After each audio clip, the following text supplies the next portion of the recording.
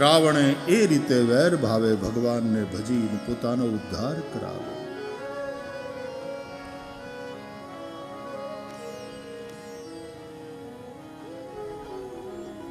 શિશુપાલનો ઉદ્ધાર થયો. શિશુપાલનું તેજ ભગવાન દ્વારકાનાથમાં ભળી ગયું. તો યુધિષ્ઠિરને આશ્ચર્ય, કારણ કે એના રાજસુ યજ્ઞમાં જ આ ઘટના ઘટી ને. પણ ભરી સભામાં આટલી ગાળો આપી શિશુપાળે શ્રી કૃષ્ણના મોઢાની રેખા ફરી નહીં. એ સભામાંથી ઉઠીને વયા ગયા. આને રોકો બાપા, નહીં હું અહીં નહીં રહું.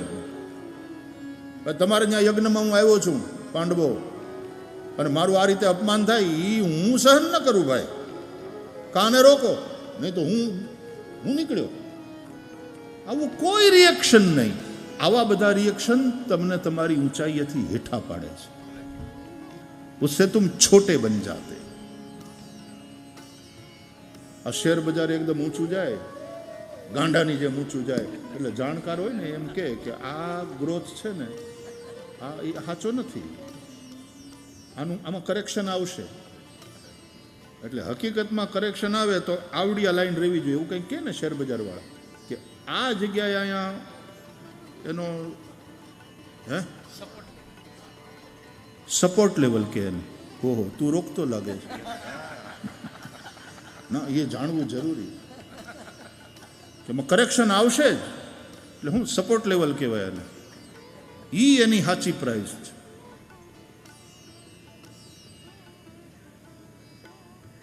માણસ આવી રીતે રિએક્શન આપે ને ત્યારે એનું સાચું જે છે સ્વરૂપ, એની સાચી ઓળખાણ છે, એની સાચી ભૂમિકા છે, એ ન્યા પ્રગટ થઈ જાય.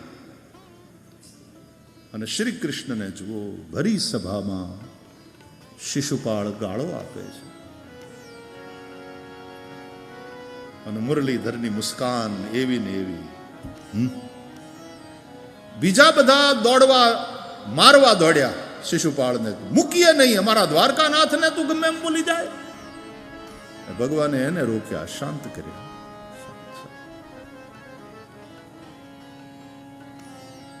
ગૌતમ બુદ્ધની એક બહુ સરસ વાત છે.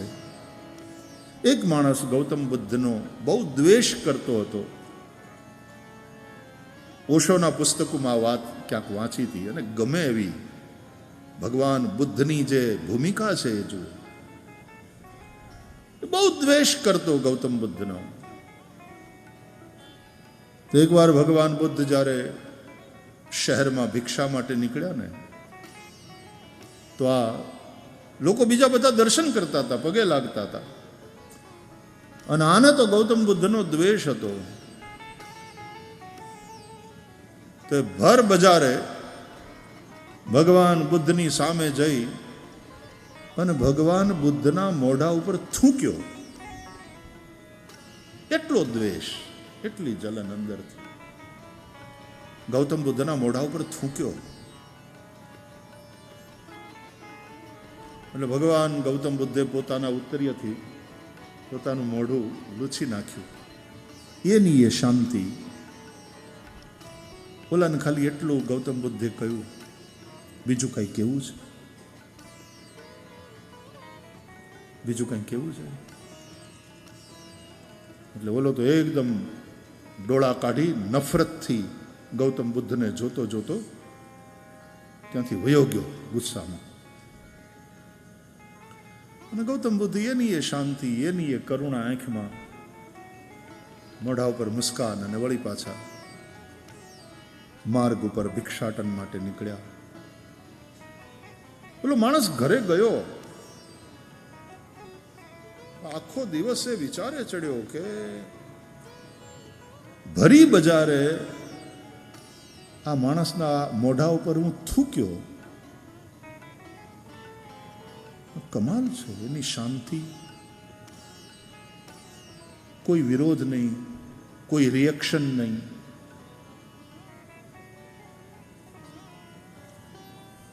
કંઈક વિભૂતિ તો પહોંચેલી હોય એવું લાગે છે. મેં એને ઓળખવામાં ક્યાંક ભૂલ કરી.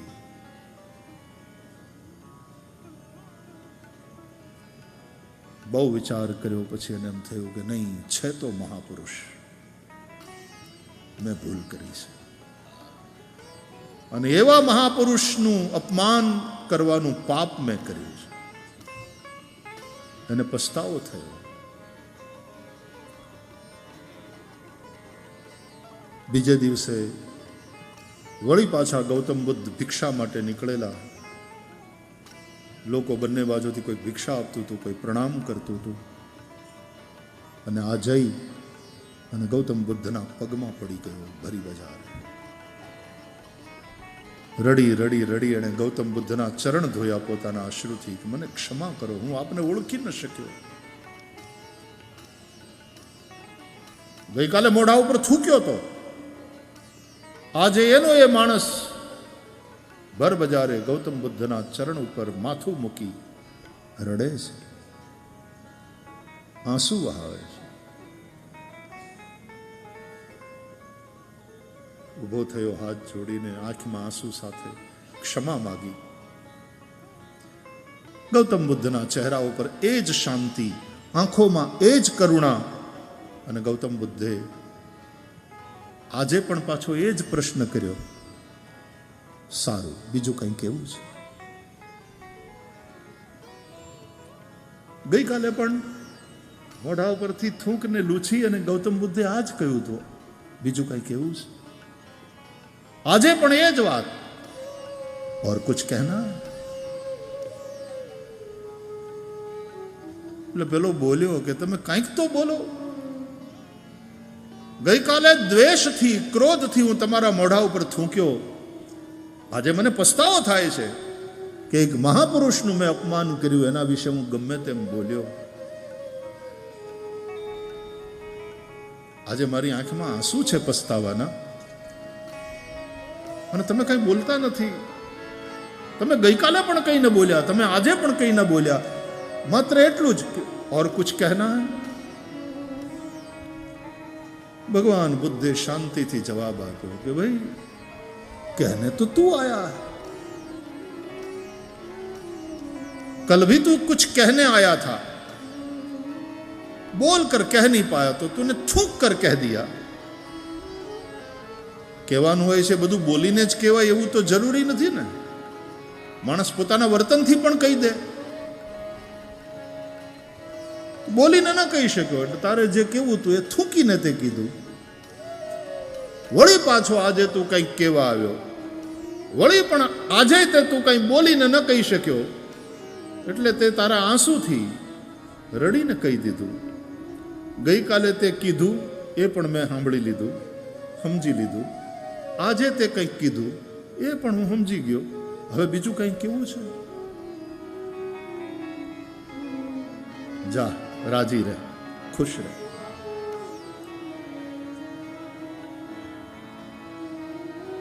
આવી ઇમોશનલ મેચ્યોરિટી આપણામાં છે. અત્યારે છોકરાઓ બહુ ભણે છે. એઆઈના જમાનામાં આપણે પ્રવેશ કર્યો છે. Artificial intelligence. ઘણા લોકો એમ કહે છે ઇટ ઇઝ વેરી સ્કેરી, ખબર નહીં શું થશે. અને ઘણા લોકો એમ કહે છે કે બહુ મજબૂત ટૂલ છે, સાધન છે. બંને વસ્તુ છે. બ્રેન, બુદ્ધિ, એનો આંક વધતો જાય છે. આઈક્યુ નું લેવલ ઊંચું ઊંચું ઊંચું જતું જાય છે. પણ ક્યાંક ને ક્યાંક હૈયા નબળા પડતા જાય છે. ઇમોશનલી આપણે યા તો વીક, નબળા છીએ, કમજોર છીએ, યા તો ઇમેચ્યોર છીએ, અપરિપક્વ. આજથી 35 વર્ષ પહેલાના 15 વર્ષના છોકરામાં જે વ્યવહારિક મેચ્યોરિટી હતી, પરિપક્વતા હતી, એ આજના 25 વર્ષના છોકરામાં એ વ્યવહારિક પરિપક્વતા નથી. ગામડામાં તો હજી કદાચ છે થોડી ઘણી, બાકી તો મહેમાન આવે તો પોતાના રૂમમાંથી બારો ન નીકળે જય શ્રી કૃષ્ણ કરવા માટે. બાપા એમ કે બેટા મામા આવ્યા છે, આવીને પગે તો લાગ. તો આવે તોય તે હલો મામા, પરાણે પગે લાગ્યા. અને તરત પાછો વયો જાય રૂમમાં. એ ભલો, એનો મોબાઈલ ભલો, એના ઇલેક્ટ્રોનિક ગેજેટ્સ ભલા, પોતાની જાતને રૂમમાં બંધ કરી લે. આ ટેકનોલોજી છે ને, એ તેજીલો તોખાર છે.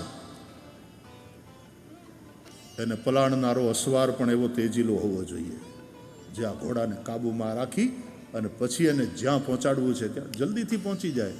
પણ નહીં તો એ ઘોડો પાડશે.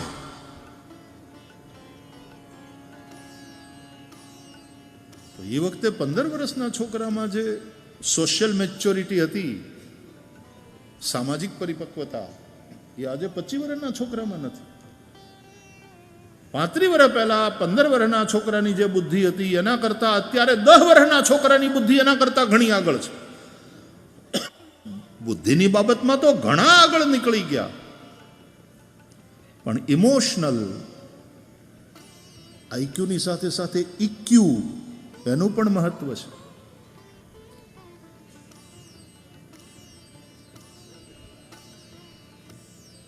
આ બંનેને બેલેન્સ કરીને ચાલવું એ સમયની માંગ છે અને જીવનની જરૂરિયાત છે. એના ઉપર ધ્યાન આપવું પડશે. સરકારોએ, સમાજે, શિક્ષણ શાસ્ત્રીઓએ, બધાએ. વાત એમાંથી નીકળી કે પાર્વતી છે એ પ્રકૃતિ છે. આ બુદ્ધિ, આ મન, આ બધું જ પ્રકૃતિ અંતર્ગત આવે છે. આ શરીર, 5 મહાભૂતની આ સૃષ્ટિ, આ બધું જ પ્રકૃતિનું રૂપ છે.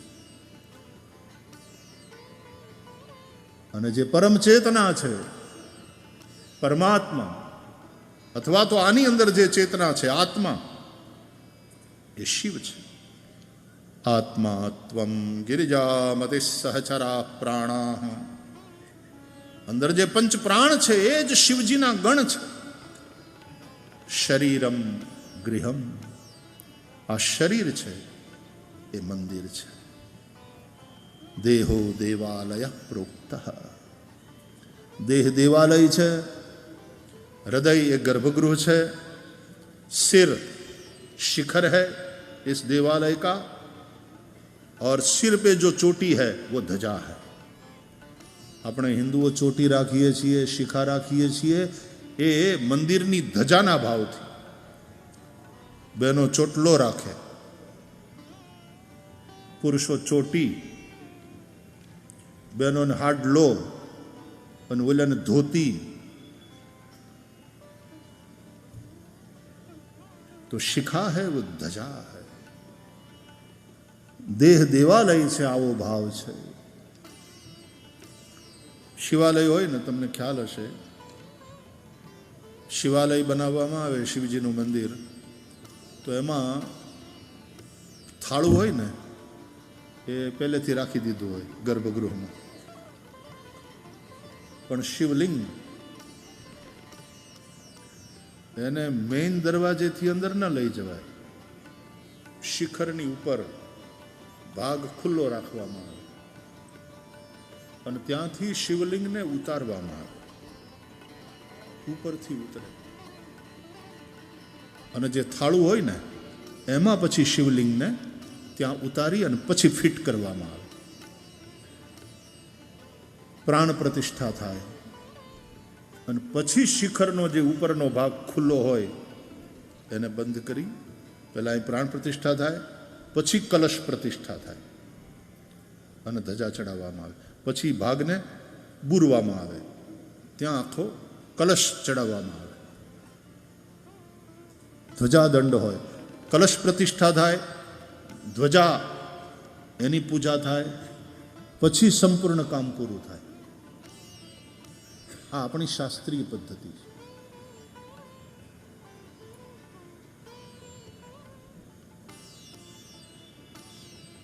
ચેતના અવતરિત થાય છે.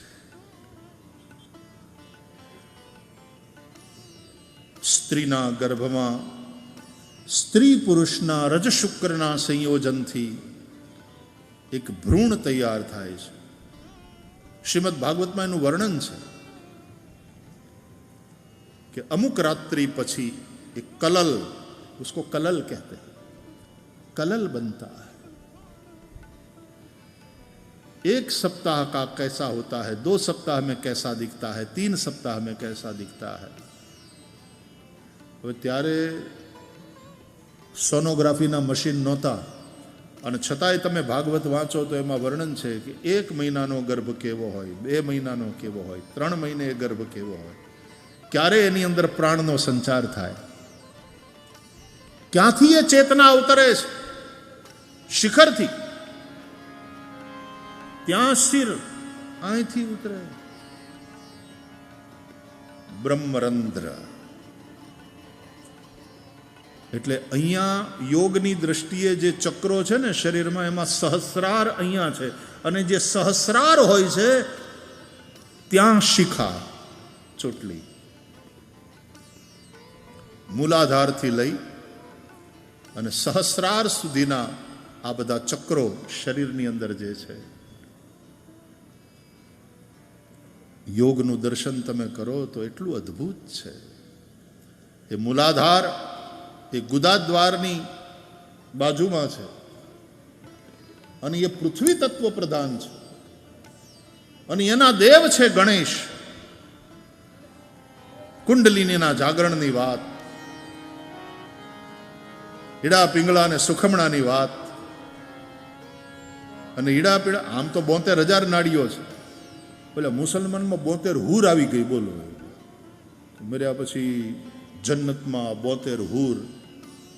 મને કાંઈ પણ ન્યાય તે શરાબ ને ન્યાય તે હૂર ને એના સિવાય અય્યાશી ને વ્યસન સિવાય બીજું કંઈ છે જ નહીં. મુક્તિની કોઈ વાત જ નહીં. સ્વર્ગ ને સ્વર્ગની અપ્સરા, ન્યા સોમરસ ને. સોમરસનો અર્થ શું થાય ખબર છે? અને એમાં એવા બધા મુલ્લા ને મૌલવીઓ ને એવું બધું ખોટું ભરાવે, બ્રેઇન વોશ કરીને આતંકવાદી બનાવે. કોઈ પણ ધર્મમાં બ્રેઇન વોશ ખોટી વાત. હાર્ટ વોશ કરવાનો છે, બ્રેઇન વોશ નહીં. બ્રેઇનનો સંબંધ તો દીવાની હારે છે, દીવો પ્રગટાવવાનો હોય. હાર્ટને વોશ કરવાનું હોય, મનને વોશ કરવાનું હોય. મનમાં મેલ હોય છે એને નિર્મળ કરવાનો. નિર્મલ મન જન સો મોહી પાવા, મોહી કપટ છલ છિદ્ર ન ભાવા. આ કથા શું કામ? બોલે એ તસ્માદ અપરમ કિંચિન મનઃ શુદ્ધ્યૈ ન વિદ્યતે. ભગવત કથા જેવું મનને શુદ્ધ કરનારું બીજું કોઈ સાધન નથી. મનને શુદ્ધ કરવા હાર્ટ વોશની વાત છે. બાકી બ્રેન ત્યાં તો દીવો પ્રગટાવવાનો હોય. પ્રજ્વાલિતો જ્ઞાનમય પ્રદીપ. વ્યાસ પૂર્ણિમા, ગુરુ પૂર્ણિમા, વ્યાસ જેવા જે ગુરુઓ છે, ઋષિઓ છે, એનું કામ દીવાને વોશ કરવાનું હોય, દીવાને પ્રગટાવવાનો હોય. બ્રેન વોશ ન કરવાનું હોય.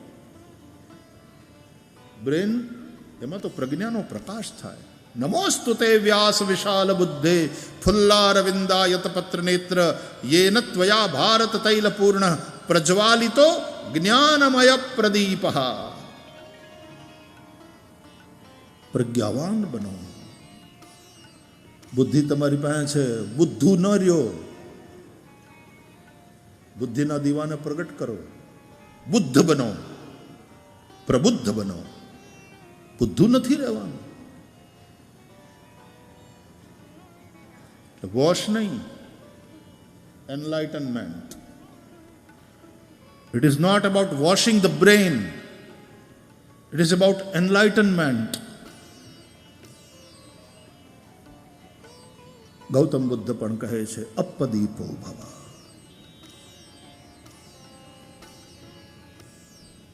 ધોવાનું છે એ હાર્ટને ધોવાનું છે. મનની ભાવનાઓને શુદ્ધ કરવાની છે. मन एव मनुष्याणाम कारणम बंध मोक्षयो हो. मनुष्य का मन ही बुद्धि बंधन और मुक्ति में कारण है. तो पार्वती, सती, प्रकृति एमा परिवर्तन છે, પણ શિવ એ જ અખંડ એક રસ, અવિકારી. એટલે ઓલી વાત પાછી કરી લઈએ કે અહીંયાથી ઉતરે ને એટલે આ ભાગ આમ પોચો હોય, એટલે બાળકના જન્મ પછી અમુક સમય સુધી એનું ધ્યાન રાખી અને એને માલિશ કરી અને બરાબર પૂરવાનું હોય.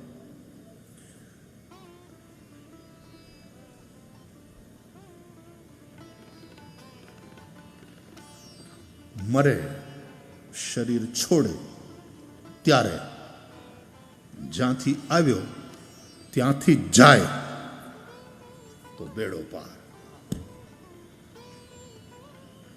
પણ અહીંથી નીકળી જાય, અહીંથી નીકળી જાય, અહીંથી નીકળી જાય, બીજા દ્વારથી નીકળી જાય. લોકો કહે ખરા પ્રાણ આંખ્યુંથી ગયા, જીવ આંખ્યુંથી ગયો. આંખ્યું ઉઘાડી રહી જાય કે જીવ મોઢેથી ગયો. એ જ્યાંથી આવ્યો તો ત્યાંથી નીકળ. પણ એના માટે તો યોગ એક એક ચક્રોનું ભેદન કરતા સહસ્રારમાં લઈ જાય. રાજા પરીક્ષિતે ભાગવતમાં છેલ્લે એ રીતે પ્રાણ છોડ્યા છે. પગની એડીથી ગુદા સ્થાનને દબાવી એ મૂલ બંધ કરી. મૂલ બંધ, જાલંધર બંધ, ઉડ્ડિયાન બંધ. યોગની અંદર આવા બધા બંધ હોય છે. અને એ મૂલ બંધ કરીને પછી પ્રાણોને અનાહત ઇત્યાદિ ષડચક્રોમાં ઘુમાવી અને બ્રહ્મરંધ્રમાં સ્થિર કર્યા. અને પછી બ્રહ્મરંધ્રથી એના પ્રાણ ગયા. રાજાની મુક્તિ થઈ. તો શ્રી ગણેશ ત્યાંથી થાય છે. મૂલાધાર પૃથ્વી તત્વ પ્રધાન છે અને ત્યાં ગણેશ એના દેવ છે. મૂળ મહેલમાં વસે ગુણેશા. આપણી ભજનવાણી સંતવાણીમાં ભજનિકો ગણેશ માંડે ને પેલા ક્યાં રહે છે તો કે મૂળ મહેલમાં વસે ગુણેશા.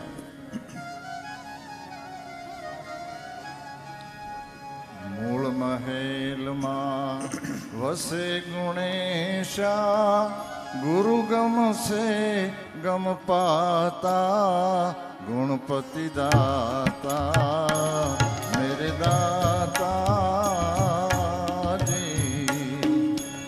તમે ભાંગો મારા દલડાની ભ્રાતા, મને ખોલો મારા હૃદયના તાળા.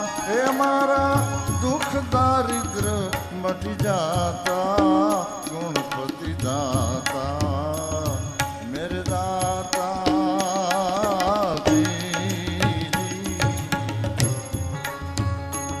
મૂળ મહેલમાં વસે ગુણેશા.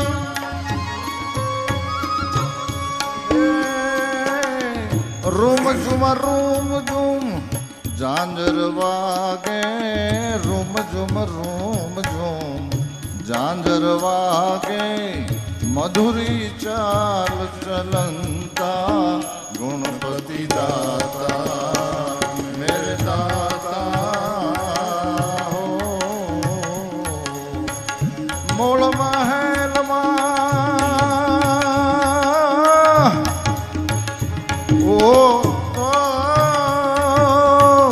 મૂળ મહેલમાં વસે ગુણેશા, ગુરુ ગમસે ગમ પાતા, ગુણપતિ દાતા મેરે દાતા.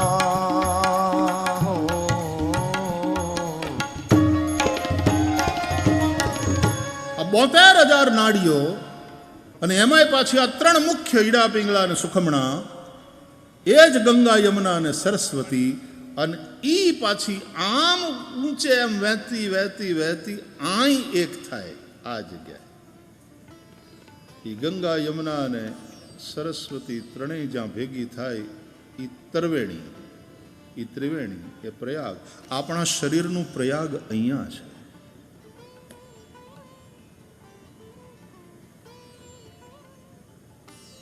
ગણપતિ અત્થર્વ શીર્ષ પણ કહે છે ગણપતિની સ્તુતિ કરતા, ત્વમ મૂલાધાર સ્થિતોસि નિત્યમ, ત્વમ શક્તિત્રયાત્મક, ત્વામ યોગિનો ધ્યાયન્તિ નિત્યમ. ત્વમ મૂલાધાર સ્થિતોસि નિત્યમ. હે ગણેશ, તમે મૂલાધારમાં સ્થિત છો.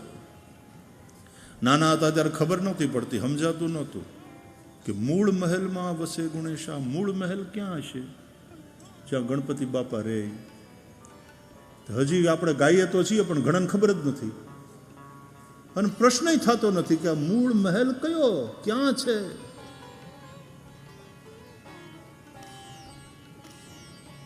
સંતોની વાણી એમાં શાસ્ત્રોનો સાર છે. સંત વાણીના એક એક શબ્દોને એ અનુભૂતિના શબ્દો છે, એને એક એકને સમજો. ખાલી દારૂ પીને રૂપિયાની ઘોર કરવા હાટું સંત વાણી નથી. ગૌશાળા ગૌશાળા સારી વાત છે, ગૌશાળા માટે રૂપિયા એ રીતે ભેગા કરો, પણ કેવું કેવું રૂપ કેવું કરી નાખ્યું છે આપણે સંત વાણીને. તમારી ઉદારતાને વંદન કે આમ રૂપિયા તમે આપી શકો છો, એ ઉદારતા. પણ વ્યસનથી તો આઘાર્યો. સંતવાણીના શબ્દોને તો સમજો. આ સંતવાણી છે, આ કોરું એન્ટરટેનમેન્ટ નથી, આ નકર્યું મનોરંજન નથી. મૂળ મહેલમાં વસે ગુણેશા, ત્વમ મૂલાધાર સ્થિતોસि નિત્યમ.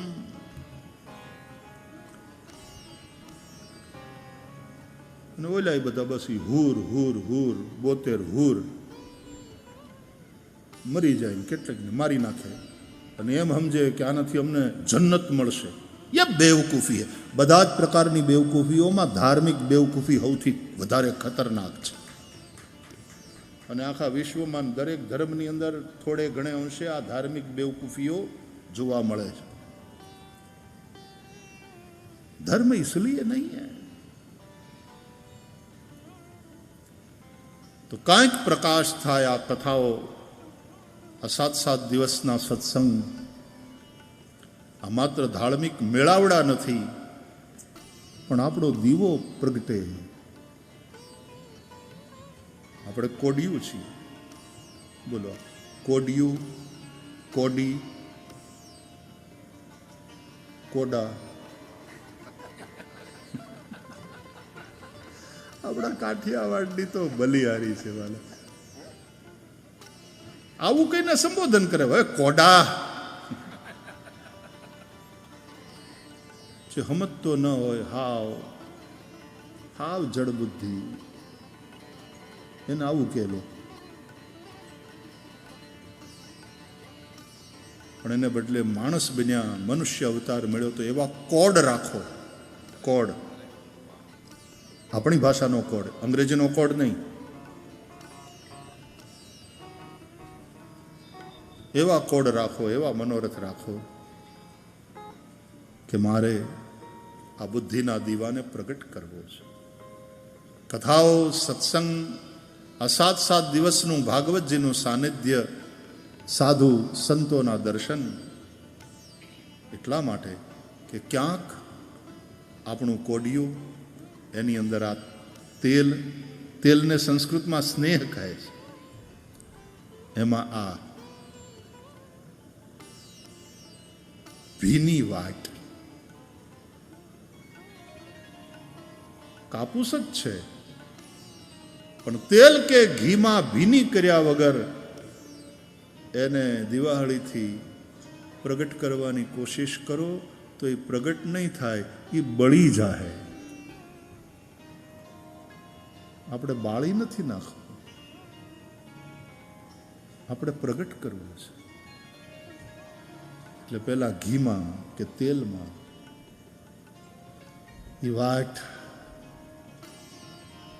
ઘીનો સંબંધ હૈયાની ભાવના સાથે, અને વાટ એટલે બુદ્ધિ. રામચરિત માનસમાં, ઉત્તરકાંડમાં ગોસ્વામી તુલસીદાસજી ભક્તિમણી અને જ્ઞાન દીપ એની ચર્ચા કરે. અને જ્ઞાન દીવો પ્રગટ કરવા માટે ઘીની જરૂર પડે. ઘી માટે સૌથી પહેલા ગાય.